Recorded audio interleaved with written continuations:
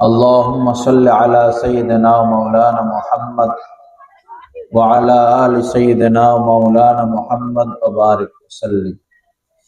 استغفر الله الذي لا إله إلا هو الحي القيوم وأتوب إليه. আল্লাহ পাক জাল্লা জালালুহু আমাদের সবাইকে মাফ করে দেন। রব্বুল আলামিন এই মাহফিলকে কবুল করে নেন, এই মাদ্রাসাকে আল্লাহ পাক কবুল করে নেন, এই ভৈরবের সকল মানুষকে আল্লাহ পাক কামেল ঈমান কামেল তাকওয়া দান করেন। আল্লাহ রাসূলের মোহাব্বত নসিব করে দেন। আমার ভাইরা, ভালোবাসা আল্লাহর দান। ওই ভালোবাসার বরকতে মানুষ নিজের সন্তানকে ভালোবাসে, মাকে ভালোবাসে, বাবাকে ভালোবাসে, ভাই বোনকে ভালোবাসে, বোন ভাইকে ভালোবাসে, নেতাকে ভালোবাসে, নেতা কর্মীকে ভালোবাসে। তো যিনি ভালোবাসা দিয়েছেন তিনি কি ভালোবাসা পাওয়ার কোনো হক রাখেন না? ভালোবাসা তো আমাদের ভিতরে রব্বুল আলামিন দিয়েছেন, আল্লাহ পাক দিয়েছেন। যিনি এই ভালোবাসা দিয়েছেন, যার ভালোবাসা দেওয়ার কারণেই এই পৃথিবীটা টিকে আছে, তো তার কোনো ভালোবাসা তো আমরা দেখি না আচার আচরণে। আল্লাহর ভালোবাসা কোথায় আমাদের অন্তরে? রাসূলের ভালোবাসা কোথায় আমাদের অন্তরে? আল্লাহ পাকের কিতাবের প্রতি, দ্বীনের প্রতি, নবী রাসূলগণদের প্রতি ভালোবাসা কোথায় আমাদের? কোন নায়ক যদি স্টাইল করে দাড়ি রাখে, তো ওই নায়ককে যারা পছন্দ করে তারাও ওই স্টাইলে দাড়ি রাখে। কোন খেলোয়াড় যদি স্টাইল করে চুল কাটে, তো তার অনুসারীরা ওই ডিজাইনে চুল কাটে। নেতা যেমন পোশাক পরে, তো তার কর্মীরা ওরকম পোশাক পরে। এক নেতা দুনিয়া থেকে গিয়েছেন বাংলাদেশের, উনি কালো কুটি পরতেন, মোজ বড় ছিল, তো তার লক্ষ লক্ষ অনুসারীরা কালো কুটি পরে, মোজ বড় রাখে, নেতাকে মহব্বত করে। নেতাকে মহব্বত করা নিষেধ না, তার মানে কি এই যে আল্লাহর কোনো মহব্বতে আমরা রাখবো না, রাসূলের মহব্বতে রাখবো না? এটা তো বড় দুঃখজনক কথা। সবার ঊর্ধ্বে আল্লাহ পাকের মহব্বত, এরপরে সবার ঊর্ধ্বে নবীজির মহব্বত, এবং অনুসরণ অনুকরণের ক্ষেত্রে নবীজি, অনুসরণ অনুকরণের ক্ষেত্রে নবীজি। নবীজি যেমন পোশাক পরেছেন, আমাদেরকে ওরকম পোশাক পরতে হবে।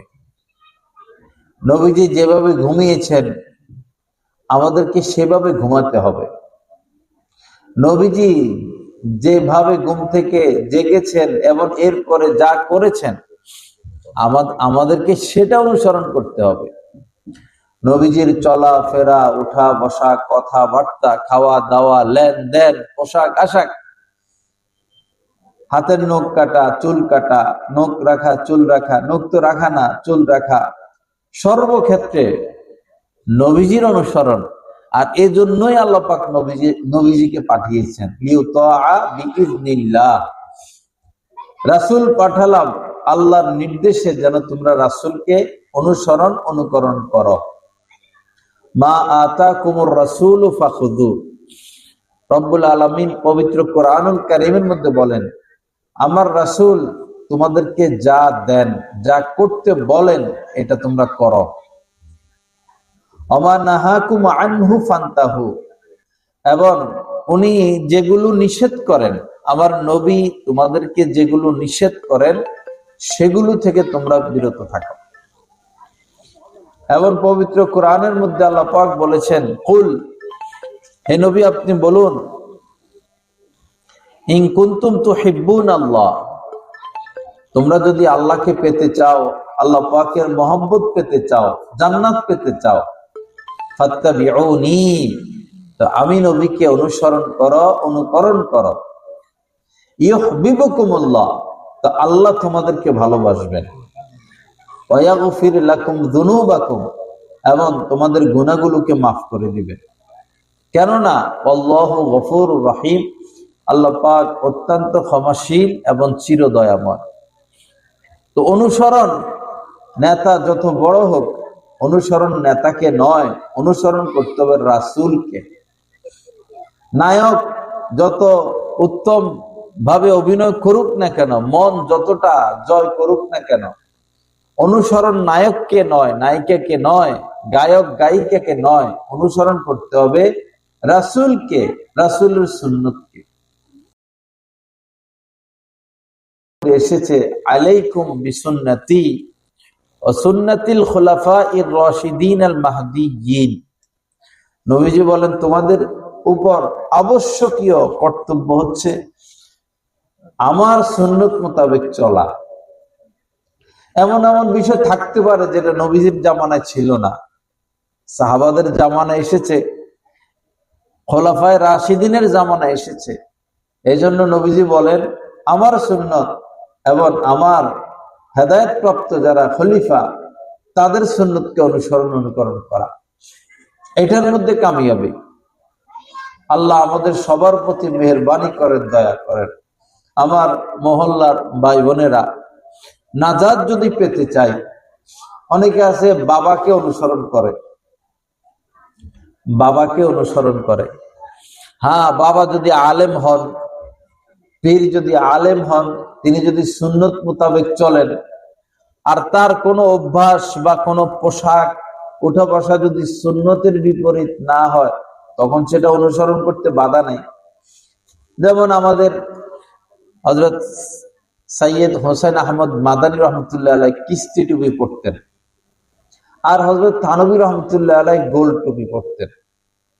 তো হযরত মাদানী রহমতুল্লাহ আলাই যারা অনুসারী, যারা ওনার হাতে বায়াত, ওনার সিলসিলার কারো হাতে বায়াত, তারা কিস্তি টুপি পড়তেন, এখনো পড়েন, কোনো অসুবিধা নাই। আর হযরত থানভী রহমতুল্লাহ আলাইহির সিলসিলায় যারা আছেন, তারা গোল টুপি পাঁচকুল্লি পরেন, অসুবিধা নেই।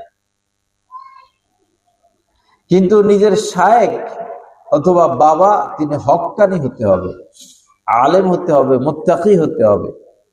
এমন লোককে অনুসরণ করা যাবে না যিনি হক না। এখন বলতে পারেন যে কে হক কে হক না। আমরা যাদের অনুসরণ করি বেশিরভাগই না হক, বেশিরভাগই না হক। বিশেষ করে সাধারণ মানুষ যাদের ভক্ত হয়, এরা সুন্নত দেখে ভক্ত হয় না। সাধারণ মানুষ সুন্নত শরীয়ত তাকওয়া দেখে ভক্ত হয় না, আজগুবি আজগুবি কিছু দেখে ভক্ত হয়। যেমন ভৈরবেরই এক জায়গায় এক লোক, সে এই সম্ভবত জালমুড়ি বিক্রি করত।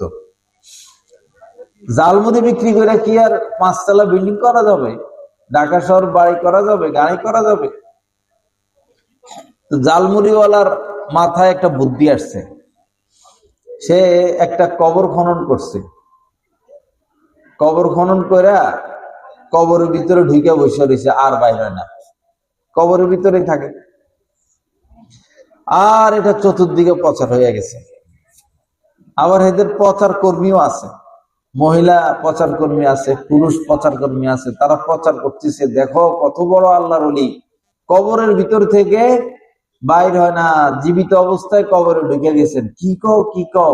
হ্যাঁ হ্যাঁ হ্যাঁ, চলো চলো। পরে যাইয়া দেখতেছে যে মানুষ ঠিকই সারাদিন কোথায় থাকে? কবরের ভিতর থাকে। বস, কেউ 10 টাকা দিতেছে, কেউ 500 টাকা দিতেছে, কেউ 1000 টাকা দিতেছে। মহিলারা কানে দুল দিয়ে আসতেছে, হাত দিয়ে আসতেছে, নেকলেস দিয়ে আসতেছে। তো এতদিন জালমুড়ি বিক্রি করে তো সংসার চালাইতো, এখন সে ঢাকা শহরে জায়গা টাকা কিনা, বাড়ি টেনে কিনা, এখন সে কি কোটিপতি। তো মানুষ এই আজগুবি জিনিসের ভক্ত হয়। ভক্ত হতে হবে একজন আলেমের, তার তাকওয়া দেখে, তার তাকওয়া দেখে ভক্ত হতে হবে। তার ইত্তেবায়ে সুন্নত, ইত্তেবায়ে শরীয়ত দেখে ভক্ত হইতে হবে।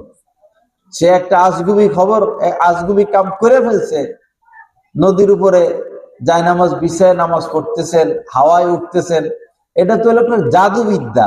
কেউ যদি জাদু শিখে সাধনা করে, এটা করার জন্য মুসলমান হওয়া শর্ত না।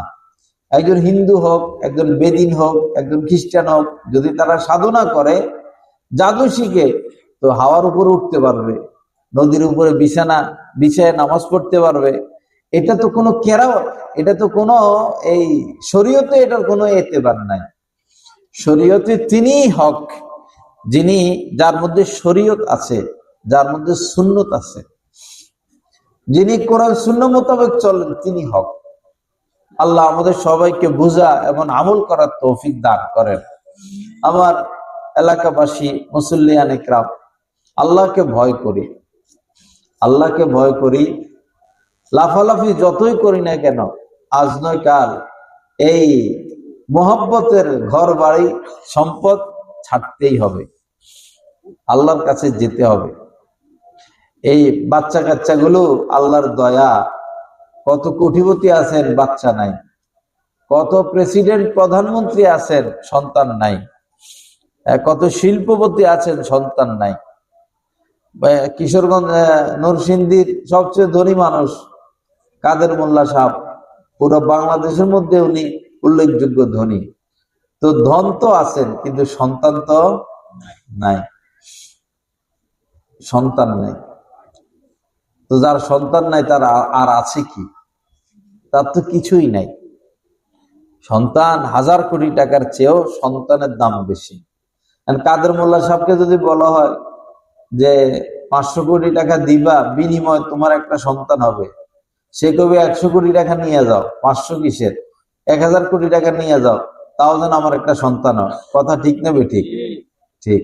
সন্তান এমন জিনিস, আল্লাহ আপনাদেরকে সন্তান দিয়েছেন, সন্তানগুলোকে খারাপ পথে দিয়ে শেষ করে দিবেন না। বর্তমান সময় বড় কঠিন, বড় কঠিন। মাশাআল্লাহ, আমাদের ভৈরবে প্রায় এলাকায় মহিলা মাদ্রাসা রয়েছে, পুরুষ মাদ্রাসা রয়েছে। তো মেয়ে হইল, মেয়েকে তো বিবাহ দিবেন, স্বামীর বাড়িতে যাবে, ঘর সংসার করবে। মেয়েটাকে একটু দিন শিখান, মেয়েটাকে একটু দিন শিখান, কোরআনটা শিখাইয়া দেন, পর্দাটা শিখাইয়া দেন, পাকশাক শিখাইয়া দেন। পাকশাক, মেয়েকে পাকশাক শিখান, ধৈর্য ধরা শিখান, পরিবার কেমনে পরিচালনা করবে, শ্বশুর শাশুড়ি, দেবর ননদ, জাল, স্বামী, তাদেরকে কেমনে ম্যানেজ করবে, সন্তান কিভাবে লালন পালন করবে, ঘর কিভাবে গুছিয়ে রাখবে, আপনার মেয়েটাকে এটা শিখিয়ে দেন, কাজ হবে, সুখে থাকতে পারবে। আপনার মেয়ে শুধু ডিগ্রির উপরে ডিগ্রি নিতেছে, বাংলাদেশের সব ডিগ্রি নিয়ে পরে যুক্তরাজ্য থেকে ডিগ্রি আনতেছে, চীন থেকে ডিগ্রি আনতেছে। আখের তাকে তো স্বামীর ঘরে যাইতে হবে, নাকি বিয়ে সাথে দিবেন না, এমনি থাকবো, এমন তো আছে। অনেক মহিলা তো এমনি আছে, রাজনীতি এতটা করছে যে বিয়ে করার সুযোগ পায় নাই। এদের তো শুরুও নাই, শেষও নাই, শুরুও নাই, শেষও নাই। পরে কারণে কারণে রাজনৈতিক ওলারাও বহিষ্কার করে দেয়। তো তুমি কি পাইলা জীবনে? তুমি কি পাইলা? বহু মহিলা আছে বাংলাদেশে এতটা রাজনীতি করছেন যে বিয়ের সুযোগ পায় নাই। তো তুমি যে এখন কবরে গেলা, তোমার কবরের পাশে কে যাবে? তুমি মারা গেলা, তোমার জানাজা, গোসল, দাফন কাফন কে করবে? তুমি ঋণ রেখে গেলা, এগুলো পরিশোধ কে করবে? তুমি কবরে অপেক্ষায় থাকবা, তোমার যেন কেউ আসে তোমার কবর জিয়ারত করতে, কে যাবে? তোমার তো সন্তান নাই, তুমি তো রাজনীতি করছো। এখন রাজনৈতিক নেতারা কি তোমার কবর পাশে যাবে? এই ভুল না করি। অনেক মেয়েরা আছে জিদি মেয়ে, বিয়েতে রাজি হয় না, কেমন মানসিকতা আল্লাহ জানে। আল্লাহ আমাদেরকে হেফাজত করেন, সহি বুঝ দান করেন। এই কাজ না করা, বিয়ে শাদী আল্লাহ কত সিস্টেম রাখছেন, কত সুন্দর সিস্টেম। বিয়ে শাদীতে রাজি নেই। এখন ইদানিং এমন এটা একটা ফ্যাশন হচ্ছে, আস্তে আস্তে ছেলে ছেলেকে বিয়ে করতেছে, মেয়ে মেয়েকে বিবাহ করতেছে। মানে এক উসিলা যেন তারা ভাইরাল হয়, মানুষ যেন চিনে জানে, এগুলো তো কুরুচি। এটা তো অপদার্থ যারা, ঘৃণিত যারা, তাদের কাজ।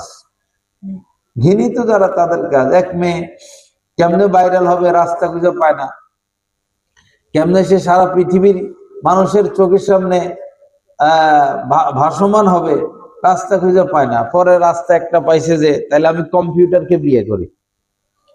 পুরুষ কম্পিউটার আছে না, এটা কি কয়, এই রোবট, রোবটকে বিয়ে করছে, রোবটের সাথে ঘর সংসার করতেছে।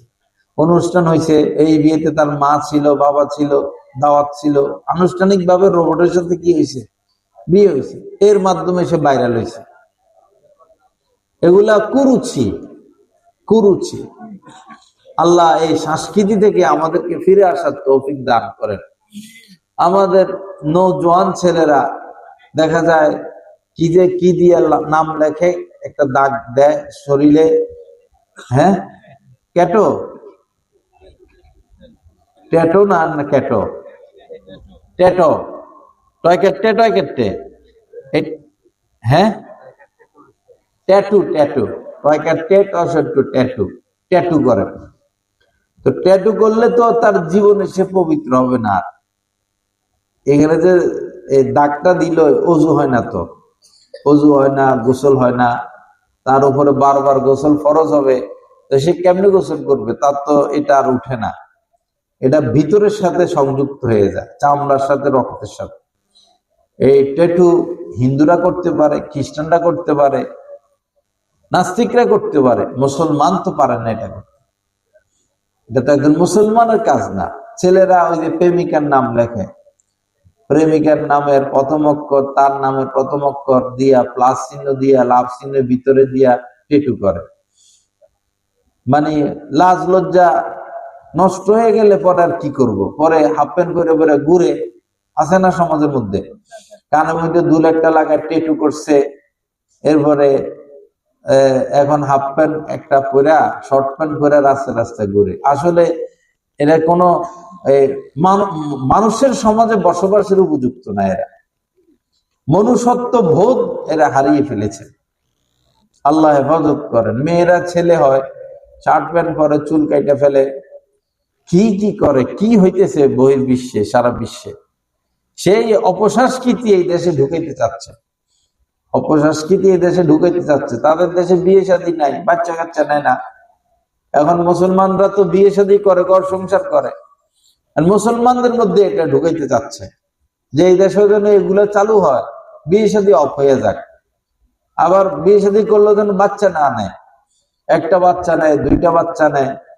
যারা এই সন্তান কম নেয়, তাদের চেয়ে বড় বিপদে আর কেউ নাই।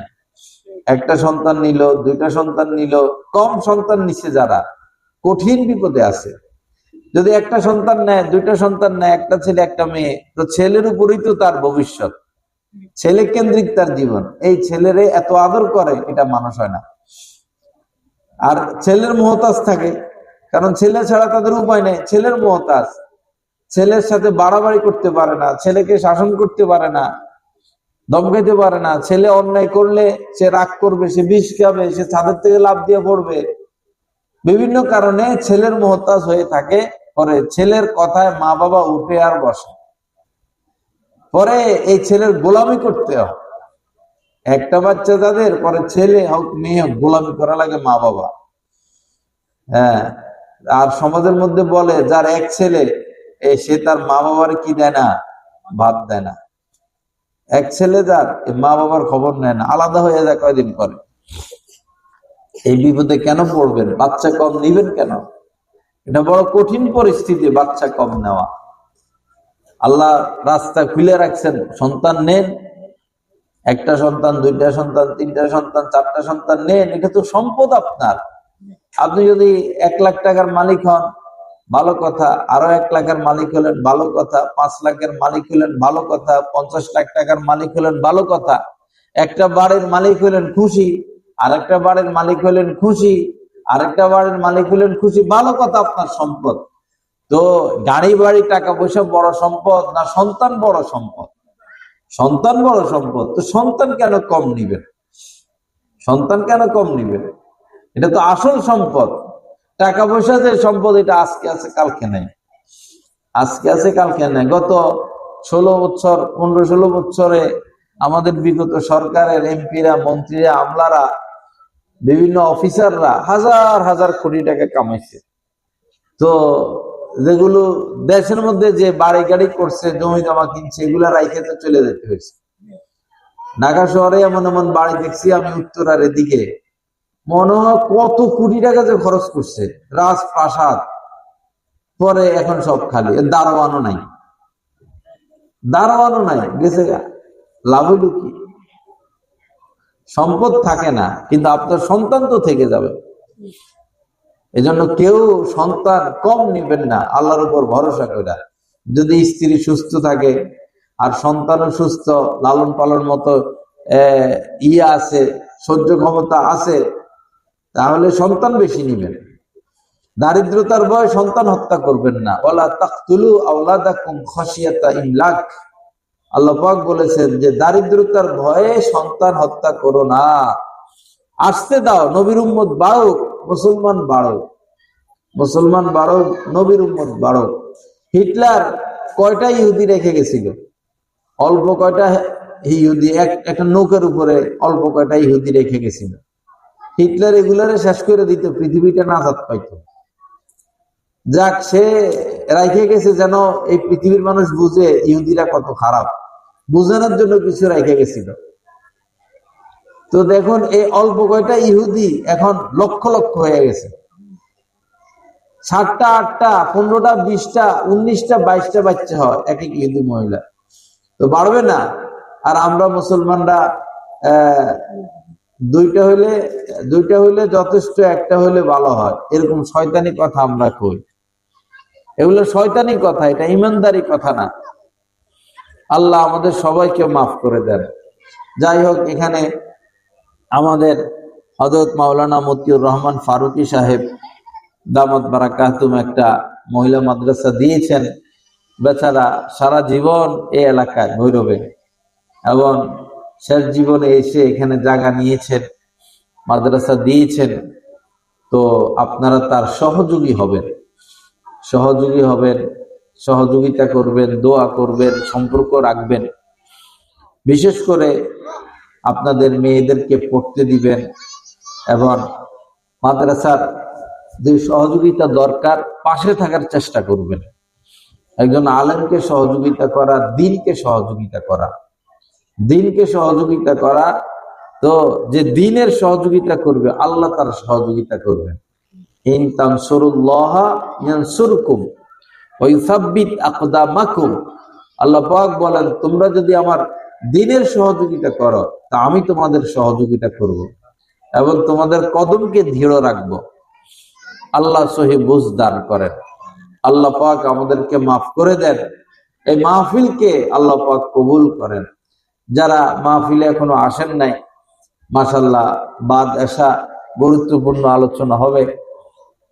ওলামা ইকরাম আসবেন, বিশেষ করে আমাদের শায়েখ আল্লামা আশরাফ আলী হরসপুরি, উনি গত বছরও মনে এখানে এসেছিলেন, আমারও বয়ান ছিল বাদ এশা, তো উনি আসবেন। আরো ওলামা ইকরাম আছেন, মুফতি আখতারুজ্জামান হায়দারি সাহেব, উনিও বয়ান করবেন।